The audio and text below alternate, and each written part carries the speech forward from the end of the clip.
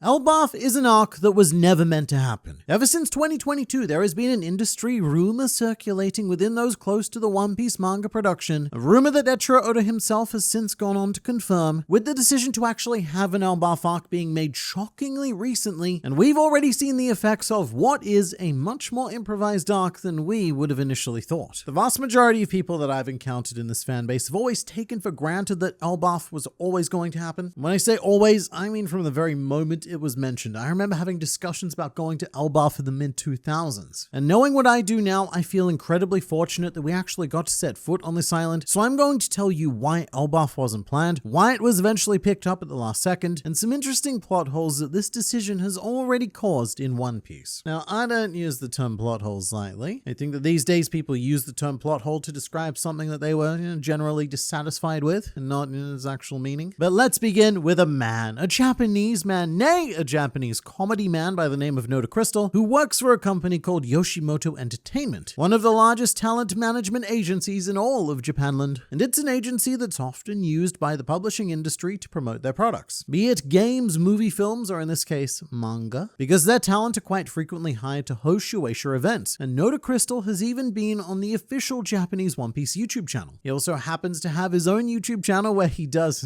get this right, he sits in a room and talks to people about his mind thoughts on the internet. Couldn't be me. And in a now deleted video that was promptly re-uploaded by someone else, Noda Crystal revealed some inside information regarding the Elbaf arc. And the following is a translation of said information from Dawn and Dusk, a fantastic One Piece channel that I featured before who you should absolutely check out because it provides a Japanese perspective of One Piece in English and points out a lot of stuff that we missed due to getting lost in translation. But I digress. Here is what Noda Crystal said. I've been hearing bits and pieces of rumors here and there. Just to be clear, these are just rumors, but it's been said for a while now that there wasn't originally a plan to go to Elbaf. I heard that rumor. Then I also heard another rumor that they seem to have decided to go to Elbaf after all. I'm not going to say where this information comes from, and please don't ask for more details, but based on the whispers I've heard, the plan wasn't to go to Elbaf, but now it looks like they will. And I was surprised, like, oh, they're going to Elbaf. So yeah, I think they're headed to Elbaf after all. That last statement doesn't seem particularly enlightening, but this video was posted in 2023, so it was pretty damn enlightening for the time. And despite having gotten rid of this video, Noda Crystal has also gone on to reiterate this point in a much more recent 2024 video. And in the more recent video, he also predicts that Elbaf will take 3 years to complete, and that One Piece as a whole will take 10 more years to finish. Although I should note that this is purely his personal speculation, there are no mystery sources cited here, but he does a breakdown of what he thinks the final arcs will be and how long each of them will take. Very classic YouTuber behavior, we're all guilty of it. But it is very interesting to see someone who is an insider as opposed to a dude in a room giving his opinion about manga production and the idea that One Piece it's probably not ending anytime soon. And he's not the only source that this has come from, although the others are much more difficult to track down. But within the Japanese community, there was an understanding that Elbaf was likely not happening as far back as 2022. And you might be asking, but man on the internet, how can we other men on the internet trust the words of a third man on the internet? Well, these words are shockingly trustworthy because man not on the internet very much, Eiichiro Oda has confirmed them himself. So firstly, let's take a look at the end date of One Piece timeline. In 2020, Oda was interviewed on YouTube and said that his plan was to finish One Piece in 5 years' time, marking that end date at 2025. Then in 2022, Oda conducted an interview with Detective Conan author Gosho Aoyama, which was really fun. There's this very cool format in the manga industry where they get two famous authors together and have them interview each other instead of having it run by a third party, which means that you get all sorts of interesting questions being asked by someone who has an intimate understanding of the industry. And these interviews don't get a lot of attention, but they should. Especially this one because Oda told Aoyama that his personal goal at the time was to end One Piece within 3 years, which is still in keeping with the 5-year timeline he gave during 2020. Meaning that there is no way that Oda was planning on doing Elbaf in 2020 or even 2022. And this isn't just my personal speculation. This is what Oda directly said in his Jump Festa 2024 message, which was actually released in 2023 because who cares about naming your event what the actual date is, Japan? If Luffy and crew manage to make it out of Egghead safe and sound, do you think they might go to that island? I mean, I thought up a route that doesn't involve it, but I'm not sure I could stop Luffy even if I wanted to. If they do go, you know that means there's going to be a no-holds-barred struggle to obtain that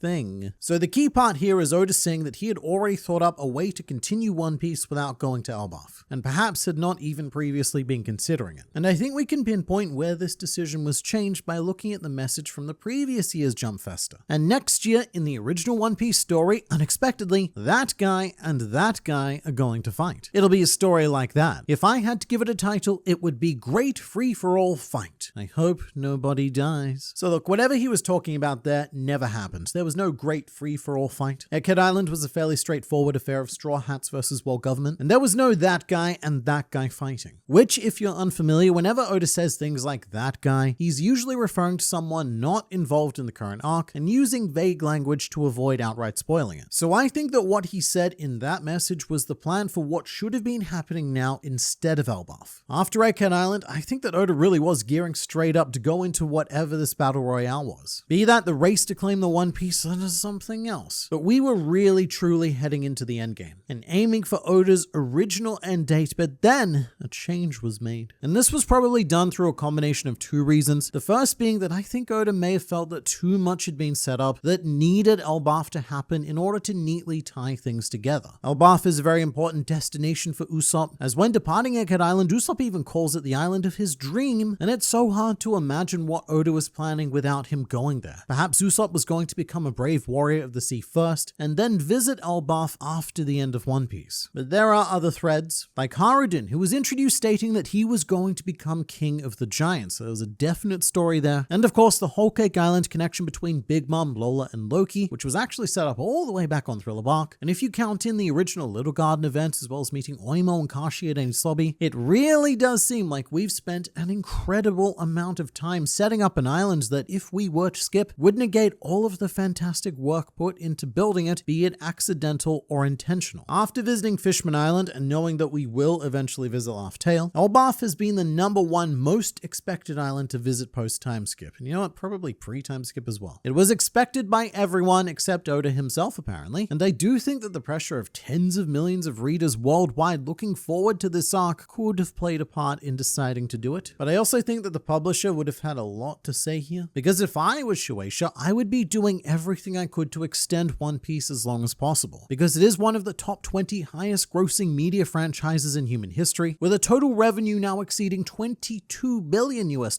with half of that revenue being generated by manga sales alone. And Shueisha's in a bit of an awkward position with other series. Jujutsu Kaisen and My Hero Academia finished this year. And every year there seem to be less and less series in the top 10 highest selling manga from Shueisha. So when it comes to convincing Eiichiro Oda to slip in a bit of Elbaf before the final war, I think that Shueisha would have been even more eager than we fans are. Which is a really interesting idea because last minute arcs are not uncommon in One Piece history, but it's usually the other way around. Oda and his editors decide to either skip or compress. Such as when Green Bit was planned to be its own arc and came within a handful of chapters of actually starting before the decision was made to semi-skip it and head straight to Dressrosa instead. And of course, famously, Punk Hazard is a combination of two arcs, one that Oda planned on a fire island and another on a snow island. And it's even speculated that Whole Cake Island and the Germa Kingdom were going to be separate arcs as well. So we may have now entered a new era where Shueisha is encouraging Oda to extend rather than compress. But what is the impact of this on the thing it is we actually care about, the story? Well, one of the biggest signs that Elbaf wasn't planned is actually the man of the hour, Prince Loki himself, as a lot of people were incredibly surprised and stunned and in awe of our first proper introduction to Loki, because even by One Piece standards, he looks and functions nothing like his original silhouette. As introduced to us on Whole Cake Island, Loki was definitely more of a rounded, wacky character, who definitely doesn't seem on the destroying the whole world side of the spectrum. I mean, the silhouette effect is nothing new. Characters often end up bearing very little physical resemblance to their teaser silhouettes, which are drawn years, sometimes a decade in advance. But what I will say for most silhouettes is that they usually maintain the spirit of the character. Like Kaido's crazy silhouette on Water 7, that is a joke compared to his eventual design, but it did still capture the essence of what he was, which is not a good dude. But that is because Kaido was planned. One Piece was originally going to be a story focused on bringing down the 4 emperors, and exactly when Kaido manifested in Oda's mind is unknown, but he knew roughly where he wanted to go when he drew the silhouette. However, Loki is completely different because his ultimate role in the story was not planned, and we have other examples of this having happened before. One Piece has this fairly well-established wacky to awesome character pipeline, with a great example being the original design of Charlotte Katakuri. He was going to be this twig-legged mega-torso with a funky pompadour, and the way I describe this design design is generic. Not generic by regular manga standards, but generic by standards of the Charlotte family. Every Charlotte sibling who isn't a major focus has this similar wacky but not intended to be functional design that look really cool and help build the world, but can't really make an oomph on the story itself. I'm thinking characters like Charlotte, Mash, Tsukoto, or Pisans, the guy in the reindeer onesie. The original Katakuri design fits in perfectly with the rest of his family, and my personal theory as to why Oda changed Katakuri is because he realized he needed an antagonist that wasn't Big Mom on Whole Cake Island, someone who Luffy could actually fight and defeat. And none of his remaining Charlotte designs could get the job of a major arc antagonist done, so he went back and he coolified Katakuri, giving him a very no-nonsense threat aesthetic, and I think that could be what happened here with Loki as well, because if you think about it, if Elbaf was never supposed to be its own arc, then it never needed its own antagonist. Oda didn't need to think about having someone to command the story and challenge Luffy on the island. So when he originally drew Loki, it was more of a derpy monarch, but after the decision was made to make Elbaf a whole arc, we needed a villain, someone we could take seriously, and so Loki was given the Katakuri treatment, the no-nonsense serious threat aesthetic. This is all assuming that Loki is the main antagonist of Elbaf, which at this stage, it's not a given. We don't know, this video could age terribly, but we'll see. But the other very noticeable shift is with Dory and Broggy, because I don't think that their fight was supposed to be paused so that they could return. When speaking to Usopp on Water 7, Oimo says, "If our bosses are still dueling, we can't go near that island. We're going to stay here for a while and make ourselves useful before returning to Elbaf." So that to me seems fairly straightforward and quite ironclad. For the sake of all of the honor and warriorness, as much as it pains them, they need to leave their captains alone to settle their business. But after Egghead Island, it's revealed that Oimo and Kashi did go to Little Garden because, after we parted ways with you folks at Water 7, we wanted to catch a glimpse of the captains, so we headed for Little Garden. Which I think is not only a pretty weak excuse after such a strong conviction being set up on Water 7, but it is also a straight up plot hole. Oimo and Kashi did not go to Little Garden after Water 7 because their cover story showed them departing for Elbaf. And the cover story 2 years later showed that Dory and Broggy were still fighting on Little Garden. And you can tell exactly what time period it takes place in because above them is the newspaper about the Straw Hats reuniting on Sabati. If Oimo and Kashi had gone to Little Garden after Water 7, pre-time skip, then Dory and Broggy wouldn't still be fighting post-time skip. Or if they were, they would have gone back and be fighting with fresh weapons. So at most, Dory and Broggy left Little Garden 2 months ago, which doesn't track with what Oimo and Kashi is saying. And all of which is me saying that I think this is a clear result of not having planned the Elbaf arc and some minor issues we've had fitting it in, because if we're gonna have an adventure on the Island of Giants, then yes, it would be phenomenal to have Dory and Broggy involved and bring everything full circle. So what we gotta do is we gotta make a little mess for the greater good of bringing them in. Because as much as plot holes are a bit annoying, something as minor as this is completely worth it for that moment that Dory and Broggy reunited with Luffy on Egghead and took on the 5 elders together. And that sentiment really is the greater point of this video. It's not to say, whoa, watch out everyone, we're in shaky improvised territory on the Island of Giants. What I'm saying is actually very much the opposite. I'm making this video now because I want it on the record that when all of this works out and Oda draws a story that looks so perfectly planned that it becomes impossible to imagine One Piece without Elbaf, just remember that none of this was meant to happen and it'll be a pure flex of Oda's narrative ability to make it seem like it was. But as for the big question, now that we've started Elbaf, when will One Piece actually end? Well, I have a whole video on that, which I highly recommend checking out next.